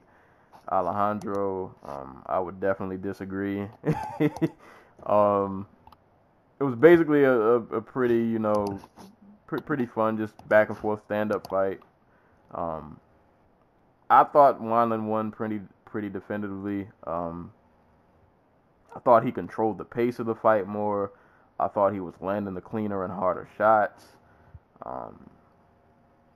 Yeah, I didn't think it was a question as to who won this fight. Like, and not to say it was a terrible showing from Perez, but I thought Wanlin just was able to land way more effectively. And like I said, he landed more effectively. I thought controlled the pace of the fight more, dictated pretty much what happened. landed good combinations, or they both landed some good combinations. They touched each other up, but I thought Wineland was on the better end of pretty much all of those exchanges. But like I said, I don't know what's going on in Boise. Contaminated potatoes or something. I don't know. Judges gave it to Perez. I don't know. How do you see this fight going? I had it for Wineland. But, like, yeah, I don't know. Like, I don't, like, it's just one of those fights where I don't have an opinion on it. Like, it was an okay scrap. Like, I thought Wineland won it. He got the knockdown in the first round. That's most of the rest of the fight is just me thinking, oh, Perez looks like he's terrified of Wineland hitting him. But yeah, I thought Wineland won. But what you gonna do? Alejandro Perez finds ways to win slow kickboxing contests. Yeah, it is. He is now 7-1-1 in the UFC. Yeah, so, and I mean, it ain't his job. He's not a judge, so exactly. He's not the one counting up the score. Yeah. So he did what he had to do. So he got the W regardless of how we may feel about it. So, congrats to him. We'll see what happens next with these two. But moving on, Lord, this next fight. I was looking forward to this one. I actually thought this would be on the main card, to be honest, when I saw this. But you have Darren Elkins on the main card. What's wrong with you? It's not like he's been the co-main event of a freaking card before. A Fox card. I feel bad for Darren. They're going to banish him to Fight Pass prelims for the rest of his career. Whoever his manager is needs to be fired. Yeah. Who accepted this fight? Who was like, we just beat a former ranked lightweight and like two former ranked featherweights. Why are we fighting freaking Alexander Volkanovski on the prelims of a fight night card? Oh yeah. Shout out to Stokes. He mentioned this in the text that this was not a good this wasn't a good matchup to take, man. Alexander Volkanovski, Darren Elkins. I mean, I was looking forward to seeing Volkanovski fight again, but yeah, looking at his matchups, like, ooh, this is like a trap fight. It's not even a trap. It's just blatant. We want you to lose. Right. There's a guy who fights exactly like you, but better. Yeah. Yeah, he's basically you reincarnated 2.0. You younger, stronger, and hits harder. Right. Have fun with that. And man, like, I don't want to undersell Volkanovski's performance, because I think a lot of people, and I get it, like a lot of people from this fight just took away like how tough Darren Elkins is, which is definitely not to be understated. Dude is just he's gonna have brain damage, man. This guy just never stops. But Volkanovski, man, this dude, he's a workhorse, man. Like, he's just absurdly tough. He hits really hard. He floored Elkins numerous times in this fight. He was throwing bombs. He was constantly in Elkins' face. It was a reverse Darren Elkins fight. Like, Darren Elkins got Darren Elkins. He had no idea what to do about it. Right. And there was no answer. Like you said, stronger, faster, hits harder. He did everything but in the fight, but not for lack of effort. Because, like I said, man, he bombed Elkins plenty of times. Elkins dropped like two or three times. I think that was only the first round. Like, to be honest, like, after like the second or third one, I was like, man, I'm not even mad if y'all just stop this at this point. Because I mean, don't get me wrong. I know we've seen Elkins, man. He's pulled some wild, some of the best comebacks we've probably ever seen in this sport. But he was getting worked, man. Like, Volkanovski was putting it on Elkins. This fight and what I like from Volkanovski though, like he was landing bombs, but he wasn't getting too reckless. He was still being patient with his attack. He was throwing bombs when he needed to, and they were landing. Elkins just wasn't going away. The one thing he did that, and I don't know, I'm not a fighter, so my opinion probably matters nothing. I just don't like when you're killing them on the feet. You're dropping the bombs, you're dropping the paws on them, and then you go for a guillotine. Like, I feel like he just could have just kept following up the hands. He might have just could have got a ground and pound TKO and just got out of there. But you know, his head was right there. You got a crank on it. I mean, he did. He tried. He tried. It was a good try. Yeah. Elkins, his damage tattoo started to glow. He got some powers. he powered out of the guillotine. I straight up don't get why people still try to sub Darren Elkins. It's only happened once.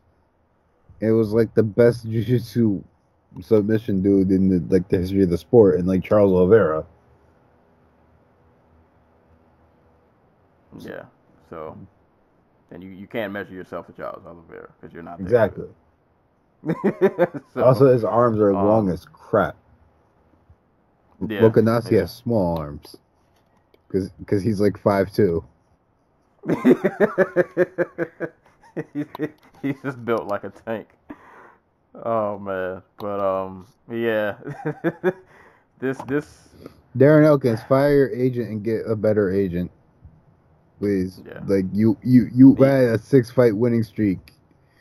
You finished like how many of his last, like 3 or of his 6 opponents? It's gotta be at least 3 or 4. Like you finished Johnson, you finished Bektic, that was it. But you beat Chad Skelly and Dennis Bermudez when that meant something. You earned better. You earned the top 10 dude. Yeah. They okie doked you something. This is what happens when you try the Cerrone method of just, I'm going to fight whoever they put in front of me. And I get it, but that's not what you do. See, that method works when you are a Cerrone and like the company likes you, and if you keep winning, they'll give you the title shot. You'll Exactly. get it. I mean, Cerrone made it there twice. Elkins, you're not gonna. Yeah, they're not gonna give you that.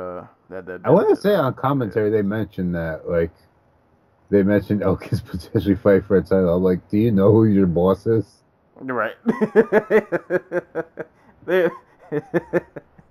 That's great. Like, even Volkanovski said in the post fight, like, this dude should have been ranked higher. Like, he shouldn't have accepted this fight. Like, this shouldn't even have happened. Like, he should have been fighting, like, if not for a belt, he should have been fighting like a top 5 guy. But, you know, this is the landscape of the sport. Why is Bektic ranked higher than Elkins? Like, I get the idea behind it. Like, Bektic beat the crap out of Elkins for like 99% of the fight. But come on. You know, I realized this. I used to bring up every day when we would record. I used to always have the rankings page up. I haven't for like the last like 80 episodes. I've just stopped doing it. I mean, Dana doesn't even think they're good. Like, they only had them so they could, like, because they thought it would help. So brings like legitimacy. No, it doesn't. But it brings the illusion of legitimacy. Yeah. We all know what the real deal is, but it's a number that you can throw out so people who are just casuals will have something to hang on to. But yeah, if you're in the know, we all know these numbers. They're just numbers. They don't hold any weight or mean I'm going to sign us up for the UFC rankings panel, and I'm going to use the Dojo Talk Podcast Facebook. And we'll see if it works. Let's go. Maybe we get like media credentials. Let's go. Oh man, that would be awesome. Boy, they would hate my pound for pound rankings. See, I'll be honest with you guys. If I did top 10 rankings, I'm gonna have biases, but at least you'll know where I stand. My biases will be very. I mean, all of my fucking top 10s would be garbage. On purpose. Like, Cody Pfister would still be the number 1 ranked lightweight. I don't even think he's in the UFC anymore. Oh, man. Sage Northcutt would be champion, and there's nothing they can do to stop me. Oh man, I'm throwing Ben Askren there. It- He's going on welterweight. I'm pissing everybody off. I mean, at this point, we just might as well just go. 1, If we're 2, gonna 3, make a 4, shenanigans. 5, Just 6, yeah, 7, let's go all 8, the way. 9, 10, 11, 12, 13, 14. There are 14 people on the rankings thing. And, like, I only know 2 of them, Ken Pishna and Andreas Hale. All right, rest of you guys, we're coming for your jobs, so you know, be on the lookout. Gazzetta Esportiva, Burbank Leader, MMA Oddsbreaker, Cherokee Scout, KIOZ San Diego, which I'm assuming is like a radio station, Keihan Honolulu, another radio station, Y'all are trash. Vladu Sport, which I'm assuming is a Russian sports website, and Bursprak.sc. What the fuck is that? Y'all are trash. He has I'm looking at his now. I mean, they're not. I mean, his Nate Diaz at number 5 at lightweight.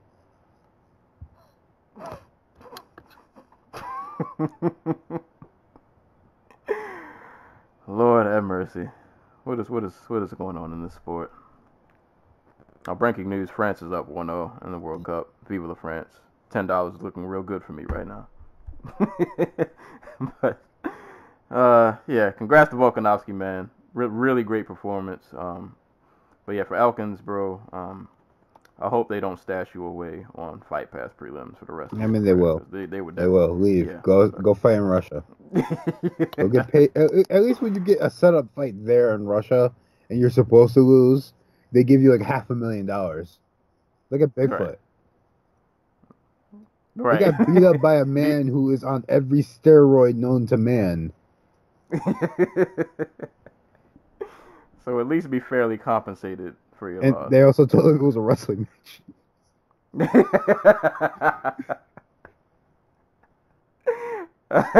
Super whack. okey-doke. Croatia scored. Whack. Huh? Croatia scored. Trash. Whack. Trash. Jesus Christ. I'm trying to win $10 here, people. It's real. I just need the African national team to win. Right. Next fight, moving on. Once again, judging. Syed Nurmagomedov versus Justin Scoggins. My whole thing for this fight was like, I just want to see Justin Scoggins not have a mental lapse. And I got that. And he still lost. Like, right. He still lost. Like, it wasn't like the greatest performance in the world, but he was pretty solid on the feet. He didn't put himself in any terrible situations. He didn't have any, mental lapses or a moment where it like cost him the fight. I thought he won pretty handily. Nurmagomedov didn't. I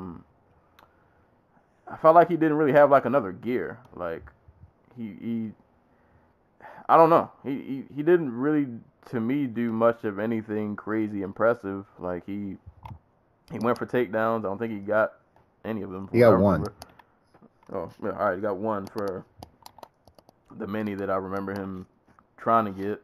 I mean, he landed a couple of okay shots on the feet, but nothing too crazy. Like I thought this was a clear win for Scoggins.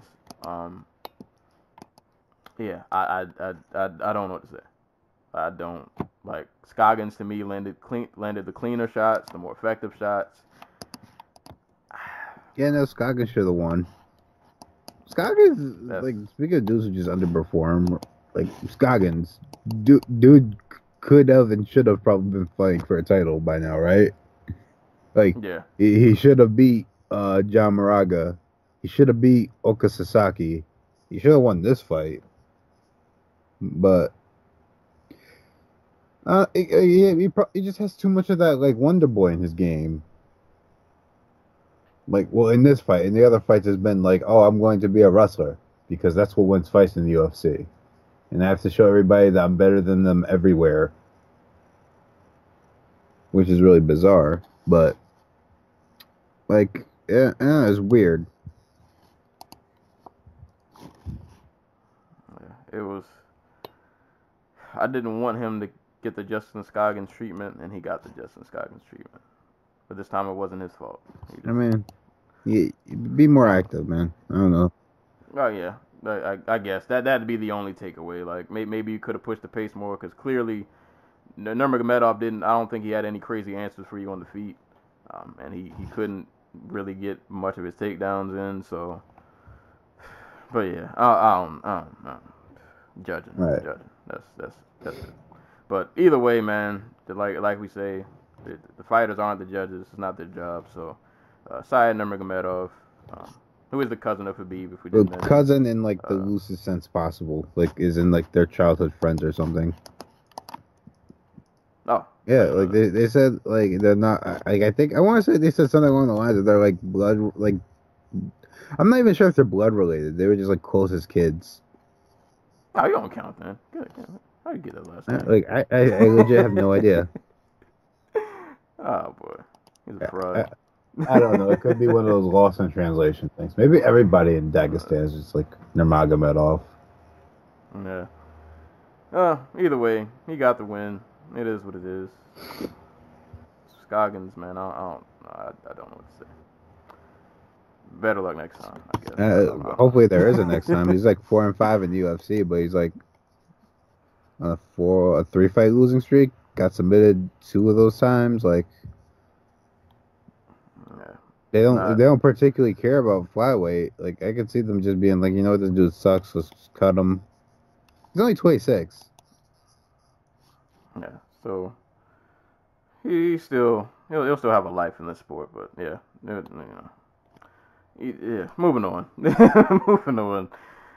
Next fight. This was the what started the Fox Sports prelims. I said that all wrong. Raoni Barcelos and Kurt Holobaugh. All right, so this is where my memory's gonna fail me because, like I said, I got off of work a couple hours before this card started. So the entire time during the preliminary Fight Pass prelims, I was fading in and out of a nap. And then eventually I took a full nap. And that full nap, I missed this entire fight in real time. And I went back and watched it this morning, but I don't remember much of it other than lots of hands were being thrown, which was expected. And that finishing sequence was very vicious. Just like 5 straight power shots from Barcelos, and he just sent Holobaugh to another planet with an uppercut. It was a very brutal finish, but I was happy for Barcelos because he's an RFA alumni, and I tend to root for those guys. So, yeah. I just remember hands being thrown, and the ending of this fight was a vicious 5 power shot combo. Right. That put Holobaugh out. Like, this was the last fight I watched live. I guess I passed out. I didn't fall asleep watching fights. I was just like, you know what, screw it. I'll watch them in the morning because I'm too tired right now. I was like, and it's probably not going to get much better than this. We got heavyweights in the main event. But Barcelos looked really good. He got a couple of takedowns. Like he got the one trip takedown where he put his lead leg behind Holobaugh's lead knee and just pushed him down. And that just like a really slick trip takedown. But that finishing sequence, man, that was like an encapsulation of the whole fight. Except Holobaughh didn't throw anything back. Like hits him with a right hook, then hits him with a lead left hook, then uppercut, right hand uppercut, overhand right, and another uppercut, and then it's all over. It's like it's reminiscent of the Gus Teixeira finish.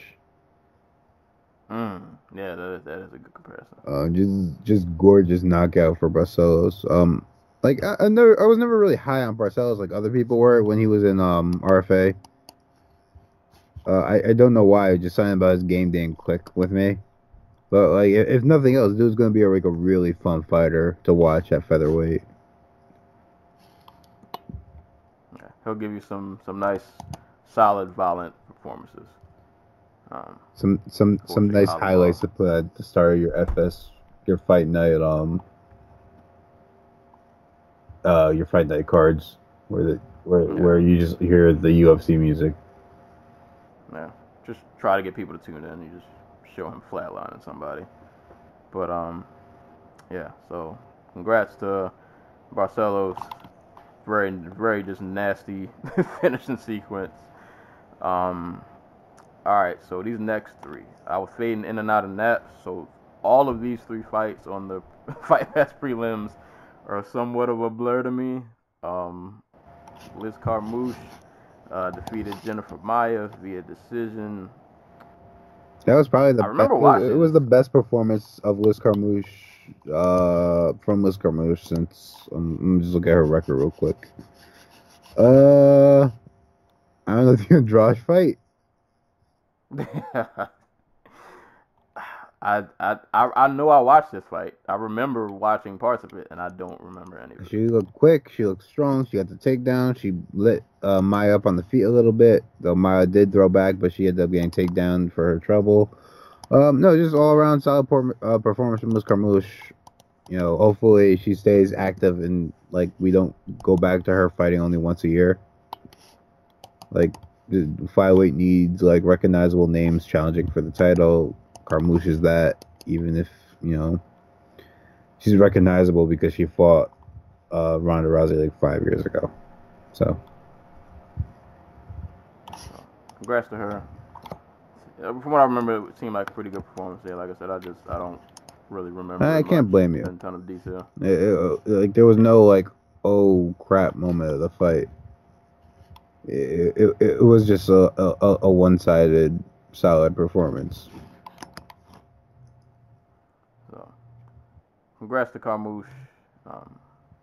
Next fight, once again, I don't remember much of. Okay. I'll hold this one against you because it brought what would be second best performance, the second best moment of the card entirely. I remember the moment. I just don't remember anything else other than that. That's fair. That's fair. Yeah, Mark De La Rosa and Elias Garcia. So there were. But I don't remember who was doing what. Like I don't remember which of them got. Okay, tossed. so Mark De La Rosa. I guess So Elias Garcia, cousin of Anthony and Sergio Pettis, decided, you know what, I'm going to jump guard and try to get a triangle while standing.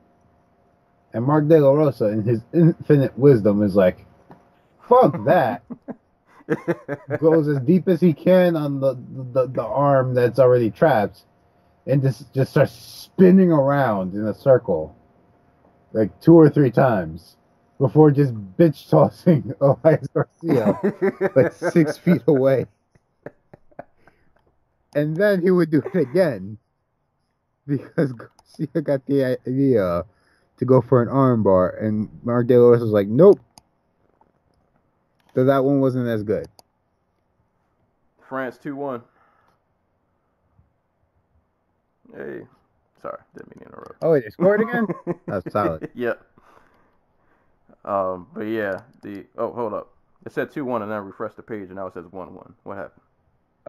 I'm not watching. Oh, no, I'm watching it, but I didn't see the second goal. Oh, Lord. All right, I might be. No, it says 2-1, but I didn't see it. Okay. But yeah, those throws were pretty epic. I mean, it's good defense, I guess. You just throw somebody 6 feet and tell them to get off of you, and there's nothing they can do. And he won by rear naked choke. Somehow I don't remember that finish, but like I said, I watched all the fights on replay today, so I didn't see this. Did Chad Mendes really call out Brock Lesnar? Yes, he did. But he clearly was joking when he said it. I mean, I pay for that. Yeah. He was clearly joking when he said it. But you know what's funny? I think if Mendes could somehow touch his chin, I think he could put him up. I think he could do it, but he probably can't reach that high. Oh well, I see a fight target announcement that we didn't get to on the news, but should I save it for later? Or should we just finish this one off? I will do this last one because it wasn't really a ton. last fight we'll mention, which was the first fight of the prelims, fight pass prelims, Jessica Aguilar and Jody Escobar. I watched this fight, but like I said, I don't remember a ton. I remember though, like, as much as Jag is known for her grappling, like I feel like a lot of this fight took place on the feet, in which, you know, she looked pretty decent, better than I remember her in recent memory. Not anything too crazy, just like a solid performance from Jag, in which she didn't have to use her grappling to win. Like, she actually won on her feet, which I guess for her would be a good thing. You know, you get to work on your stand-up, show people that your stand-up is, you know, somewhat competent, needs to be respected, so on and so forth. And then I remember them mentioning that Jody Escobar owns a yoga studio. The theme of the card was, like, former top women getting their first wins in, like, a few years. Between Liz Carmouche and Kat Zingano, and now Jessica Aguilar, who also hasn't won a fight previous to this since 2014. So, good on her. Back in the win column. Yeah, other than that, I don't remember a ton of much of that fight in detail. Man, who could blame? There's too much in there. Yeah, fell in out of sleep. All right, so what's the fight announcement we got? Nico Montano and Valentina Shevchenko is being targeted for UFC 228, and it looks like one of the people, Ariel Helwani isn't saying who, has already signed her bout agreement. I'm going to assume it's Valentina Shevchenko. Alrighty, so that will hopefully. Did we talk about the Korean Zombie? Oh no, we didn't. Yeah. So Korean Zombie versus Frank Yeager is being targeted for UFC 229 in October. So that should be fun. I'm all for that fight. Going back to the Shevchenko Montano though. I'm pretty sure we mentioned this fight like plenty of times hypothetically because we knew it was going to be a thing that was going to happen. What's the percentage chance we're giving Montano? 5.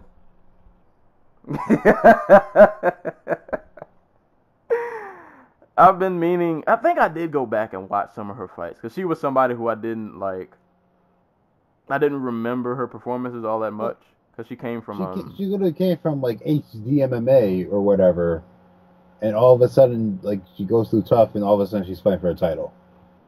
Yeah, and the thing is, I don't watch tough, so like I might have saw like one or two of her fights. Like, I don't know anybody who still watches stuff besides Joey. Shout out to Joey. He's the one viewer. And I think I see a couple people on Twitter who watch it, but I feel like they watch it out of like it's not because they want to. It's obligation. They just they just want to be in the know, so they just kind of punish themselves by watching it. Like the people who like watch like The Walking Dead, like now, despite the fact they haven't liked this since like season 3 or something. Yeah, I'm one of those people. Oh, the next season's gonna be oof. That's another story. But yeah, I know the sport, anything can happen. Anybody can beat any time, at any place, at any given moment. I don't know if that's gonna apply to this fight. Yeah, I don't know, man. This might not be a pretty one, man. I'm not saying Montano can't win. We've seen crazier, but yeah, if I'm a betting man, yeah, Shevchenko 10 times out of 10. But we'll see though. I mean, Montano might mess around and shock the world. We've seen these fights happen. I mean, she's done it before, never against somebody as good as yeah, Shevchenko. Exactly. So, but we'll see though. We'll see if she pulls off. I'm not gonna completely write her off, but at the same time, good luck to you, man. The one thing she has going in her favor is the UFC obviously wants Shevchenko to be champion. Like, but it seems pretty clear that they want Shevchenko to have the belt. So, and some extra motivation. No, it's just like this type of stuff tends to blow up in the UFC space. Yeah. So she could, she could spoil the whole party, but we'll see. We'll see how that goes. But yeah, man, that was UFC Boise. UFC with the boys. Yeah, it was an okay card. Kind of one of those cards like, I mean, if you missed it, was better on paper than it was in actuality. Yeah. And judging didn't help either. But it was a decent card. Like I said, definitely watch the Nico Price KO because that was wild to see. If you're a Chad Mendes fan, definitely watch the Miles Jury knockout. That was fun to watch. Catch the Barcelos Hullabaloo fight. Yeah, because the finishing sequence. Well, even the whole fight was just really good. Yeah, it was a fun just back and forth, But yeah, that KO should be on like a KO of the list year at the end of the year. Yeah, and Super Sage Northcutt, of course, you have to watch. I mean, he is must-see TV. He probably drove this car to over 1 million viewers. Indeed, and then he did the flip at the end, so you gotta support. You gotta support. But solid card, not anything too crazy, but if you didn't watch it, go back and catch some highlights. You might, you'll find some stuff to pull from it. But that was UFC Boise. So we did UFC Boise, Bellator 202, and a little bit of mentions of 203. Did we even mention who won 203? Pitbull won. I can't even remember if we did, but yeah, Pitbull won. I think he said he defended, so I think we're good. We covered our bases. But yeah, so we got all that out the way. Mentioned Pacquiao, all that good stuff. So. Yeah, so that's pretty much it. So we will get into parting shots and shout outs. So I have a shot and a shout out, but it's all one story. I'm going Hollywood this time. I'm actually talking about something that I don't care about, but I care about at the same time. And it'll make sense when I finish. So things I don't care about are award shows. I don't watch the Oscars, the Emmys. I used to watch the ESPYs, but I don't even really watch that anymore. Music award shows I definitely don't watch. Award shows in general, I don't really care for. But this story kind of caught my eye because it was in reference to a show that I really love. So the Emmys, I'm gonna assume, are coming up, I guess maybe sometime soon because they're talking about nominations and all that good stuff for all the TV shows. So one of the two of the categories, I guess, that they give out awards to are outstanding stunt coordination and I guess like best costumes or something like that. And the show that I'm referencing that got snubbed was one of my favorite shows, Into the Badlands, which stars Daniel Wu, one of the few Asian leads in any show on television, because we know how Hollywood treats Asians. They're not really, treat them pretty much like they don't exist. But either who, I really love the show. I'm a Daniel Wu fan. So he went on a nice little Twitter rant about them getting snubbed, and I think one of just the good points he made, and the reason I'll give him a shout out. I don't have the exact tweet pulled up, but we're kind of in this age where people are, pushes are being made for shows to be more diverse in terms of race and gender and all of that good stuff. And here we have a show that, if you've watched Into the Badlands, clearly pushes that. You have Asians on the show, African Americans on the show, white people on the show. Everybody's on there. Everybody gets a, fair shot. And you have an Asian male lead role. He made a good point, like this show has been getting underlooked since it's been on, and it pushes for all the things that people claim they want, but it doesn't get any recognition. Even worse, they don't get pushed by AMC, which is their own network, and it's crazy. Like, I don't get it. But so shout out to Daniel Wu, man, for just really putting himself out there. Like, and I thought it was awesome that if you read his tweets in regards to them being snubbed for the Emmys, he doesn't make it an issue about him. Like, anybody, if you've ever worked on a film set, which I have when I was in college, that was kind of a scene that I was definitely a part of. It's a lot of hard work. There are a lot of people that have to work just to get one episode of a show to go well. Forget a whole season, just to have one episode of a show work well takes a lot of hard work from a lot of good people, and he just really wants his people to be recognized. So I just wanted to shout him out because I thought that was awesome. And just shots to the Emmys because the category that they definitely got snubbed on, without question, is outstanding stunt coordination. So I'll put myself out there and say I don't really watch a ton of TV, so I could just be talking about the side of my neck, but I feel kind of confident in what I'm saying. So the shows that got nominated for outstanding stunt coordination were The Blacklist, Blind Spot, Game of Thrones, Marvel's The Punisher, and Westworld. To be honest, of all of these shows, the only show I have watched is The Punisher. But I feel pretty comfortable saying that Into the Badlands smokes all of these shows in terms of stunt coordination, action sequences, fight scenes. I've never seen a show on TV that does fighting the way Into the Badlands does. There aren't many I can think of. The only one that even comes close and might be a smidgen better would be Marvel's Daredevil, because their fights were really, really, really good. But yeah, in terms of stunt coordination, for Into the Badlands to not even have been nominated is wild. So empty the full clip on the Emmys for y'all just like not even mentioning the show.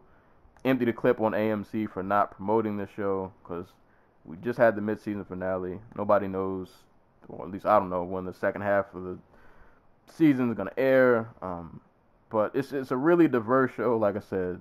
Really diverse just in terms of race, in terms of gender, and it's the costumes, everything about the show is what people claim they want, but they needed support. But so shout out to Daniel Wu, man, for sticking his neck out there for his fellow actors and all the people who work on the show, and shouts at the Emmys for snubbing this show of a category they should clearly be nominated in, and most likely should win, and it should probably be a landslide. But, Hollywood gonna Hollywood, I guess. But, so shout out to Daniel Wu, but empty the whole clip on the Emmys. You guys are trash. I mean, alright, I gotta follow that up. Shouts to John Legend, because he's one Emmy away from being an EGOT recipient, meaning Grammy, Oscar, Tony, and I forgot Emmy, I guess. Clean it up. Yeah, just one more.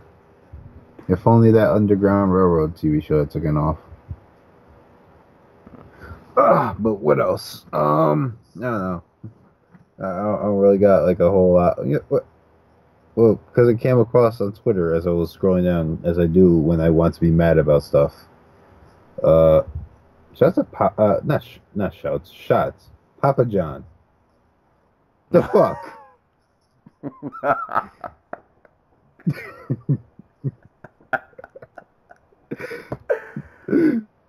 Like, beyond the fact that he used the N-word in a call, in a conference call, beyond that,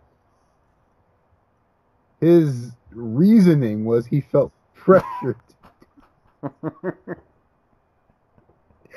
And all I can think of is just all the other executives just beating the crap out of him.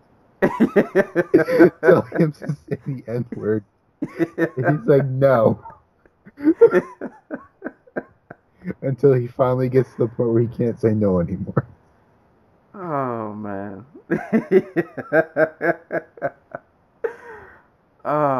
Yeah, that situation. The memes I've seen. Oh, man. What's that guy's name? I'm just calling him Papa John. I think that's his name. Well, not Papa, but John. John Sutherland. Oh, man. Yeah, that is. Oh, man. I don't even know if I want to say my favorite meme. I don't want to be mean. It's not mean. I thought it was funny, but not funny for what he did. But like some of the memes I've seen in reaction to it have Who the fuck is an executive at Papa John's?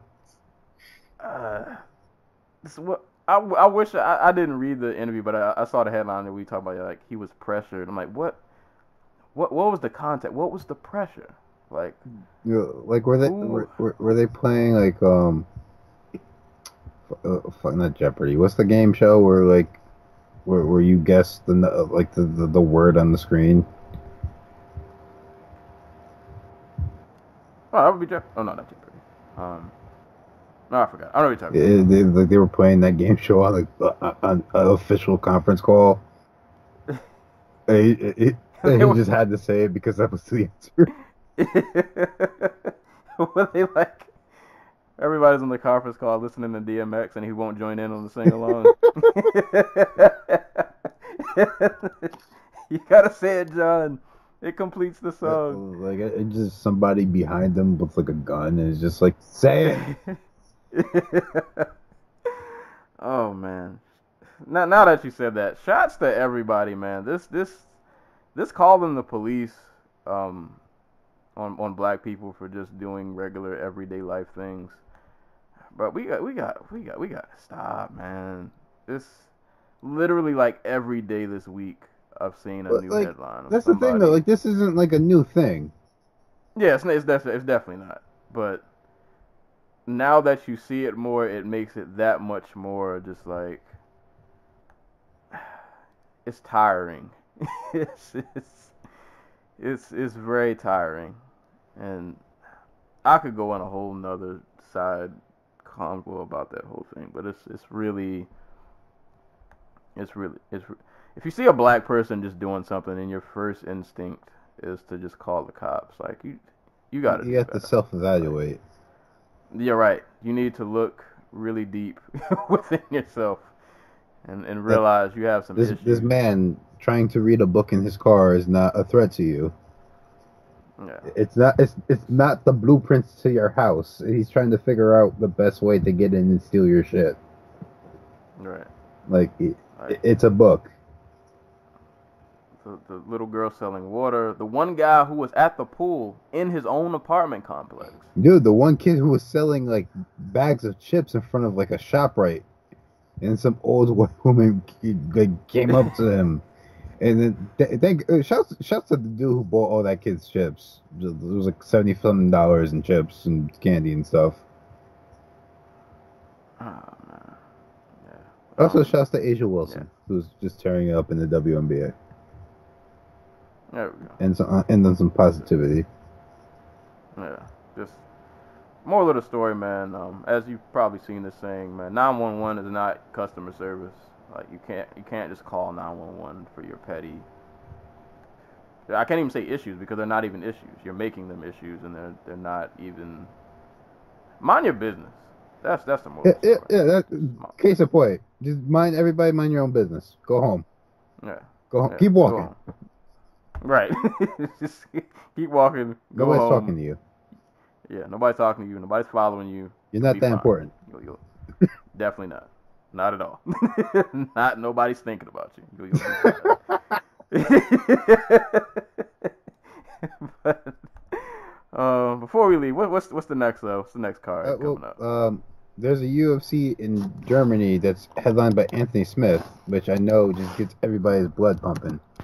In a couple weeks, but as there's no big UFC card next week or Bellator card if I'm remembering right, but there is Invicta. Which one would it be? It would be 31, 30, or was I don't remember. Too much MMA, man. I will find it, but there's an Invicta card next week. Yeah, Invicta 30. There we go. Headlined by Jinyu Frey and Grusander. What's her first name? Mina Grusander. For the atomweight title.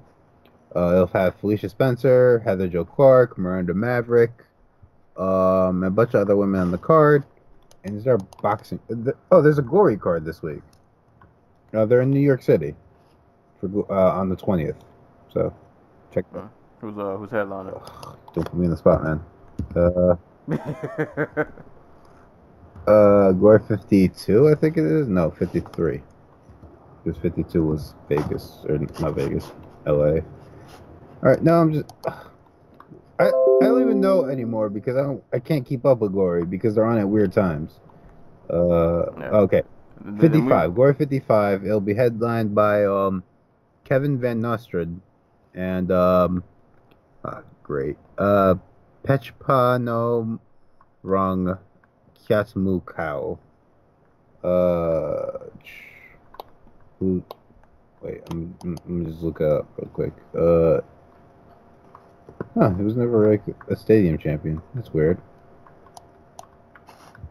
Also Cedric Dombe and Alan Schleinson will be fighting on the card.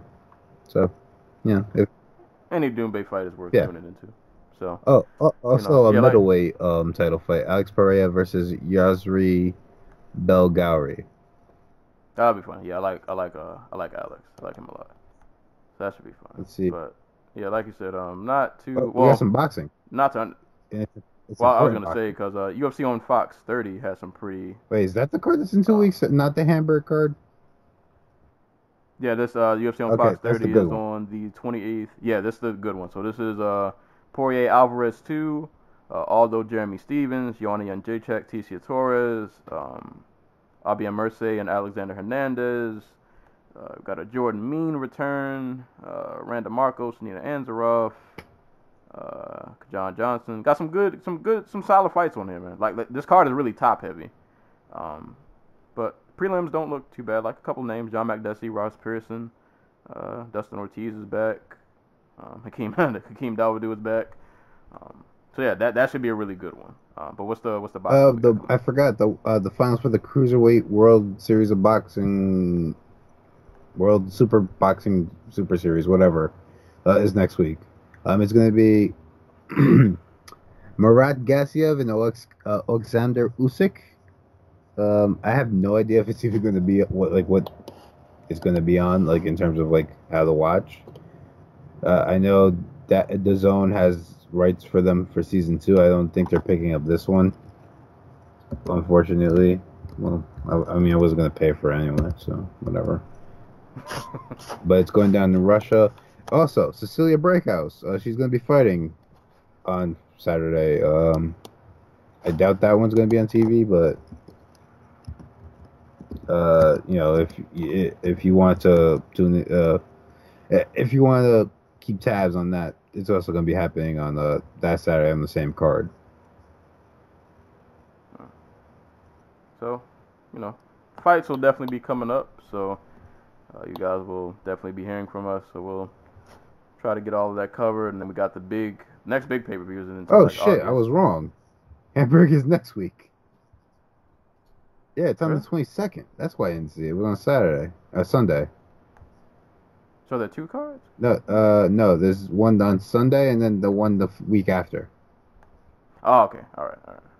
So, all right, yeah. So there won't really be a shortage of fights. There'll be plenty to talk about, to dissect and all that good stuff. So the violence will continue through July, and then we get the big pay-per-view in August. Which is 227? Yep. So, fights are coming. Whether you like it or not. Right. This sport will keep us busy and hopefully entertained. But yeah, man, that's pretty much it for today's episode. As always, you can catch this podcast on SoundCloud, YouTube, iTunes. If you're on iTunes, please rate, subscribe, and leave a review. You can also listen to us on Google Play. Hit us up on Facebook at the Dojo Talk Podcast Facebook page. Send questions to dojotalkpodcast@yahoo.com if you want to send in a question and get answered on the show. And you can follow me on Twitter at Serial Sensei. But that is all for today. I'm going to go enjoy the World Cup and hopefully go see Ant-Man and Wasp sometime later today, possibly. But it's been another episode of the Dojo Talk Podcast. As always, anytime people are being punched and or kicked in the face, we'll be there to talk about it. And hopefully we catch you guys soon. Peace.